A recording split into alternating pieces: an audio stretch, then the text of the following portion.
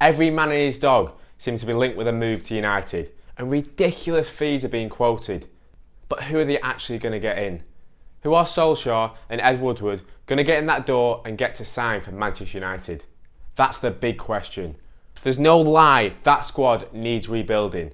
And the best way to do that might be to learn from the greatest manager football has ever seen, Sir Alex Ferguson. Now, Fergie was absolutely ruthless in the transfer window. Big name players, if they got too big for their boots, they'd be out. And he stamped his authority on that squad and on that team, and continually rebuilt the squad to challenge for league titles for Champions Leagues. And that's exactly what Solskjaer could do this summer.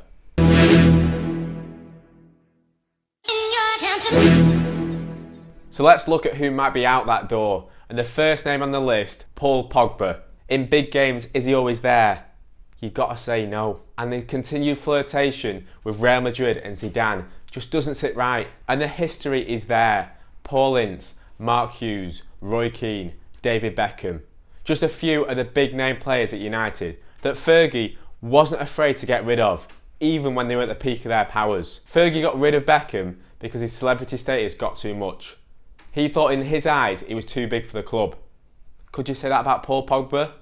Quite possibly, and he hasn't given half the return to the club that Beckham gave him. The second name on the list is probably quite a popular one, Alexis Sanchez. He had all the making of being a Robin van Persie type signing for United, but it just wasn't. And the wages, the wages. And this next one, I say with a slightly heavy heart, Ander Herrera. Now, Herrera has been a good player for Manchester United. You can just tell he gets it. He gets what it means to play for Manchester United. And the question is, can United do better than Herrera? Yes. They could go out there and get a better midfielder in than Herrera. So although he'll be going for a free, and although it'd be sad to see him leave the club, I think we've got to do it. If we're wanting to build a team to win the league title, it's got to be done. Juan Mata, the nicest man in football. He's such a good player. He's got great quality and he's been a great player over the years. But his time at United has come to an end. The right back crew, Valencia, Darmian. Valencia, been a great servant for the club, signed as a winger, used to knock in them balls for Rooney to get on the end of. Brilliant. Turned into a right back and a club captain and was very, very reliable. But United chose not to extend his contract, so time to go. And Darmian, who when Louis van Gaal signed him, looked like the next Gary Neville. Looked like we'd found the answer to right back. He got a few injuries, lost a bit of form, and he's never recovered. He looks nervous in a United shirt.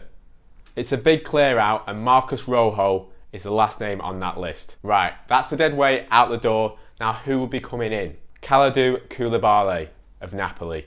United need a new centre-half. They need a leader. They need someone to partner Lindelof in that defence to go and drive forward. Koulibaly is the man.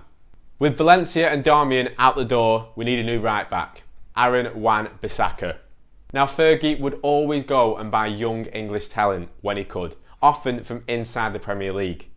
And Wan-Bissaka is exactly that type of player.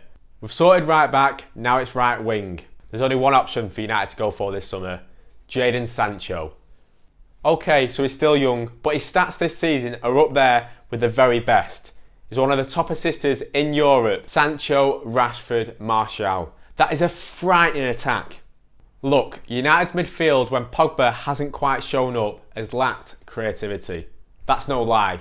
And if Pogba and Herrera are both going to leave, that frees up for two new midfielders. The first name I'm going to give you is Ruben Neves. He's had a great first season in the Premier League and he's got a bit of everything. He's not too bad defending, and attacking wise he sets that tempo for the rest of the team to follow. And have you seen him take a long shot? Absolute madness. When this guy winds up for a shot outside the box, there is no stopping him. The technique is unbelievable. And to partner him would be Bruno Fernandes. Now if you don't know, you need to know. He's an attacking midfielder from Sporting Lisbon. He would no doubt add goals and that extra bit of attacking flair to United's midfield. Sporting Lisbon's club president has already come out and said that he would potentially allow the sale to go through.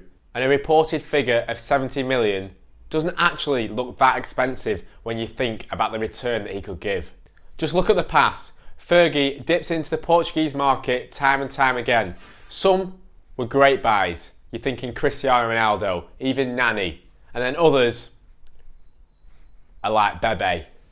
So if Solskjaer is going to adopt a Ferguson-style tactic and be ruthless this transfer window, they're the ins and outs I think would happen. But one thing that Sir Alex is renowned for is bringing through youth products to United's first team.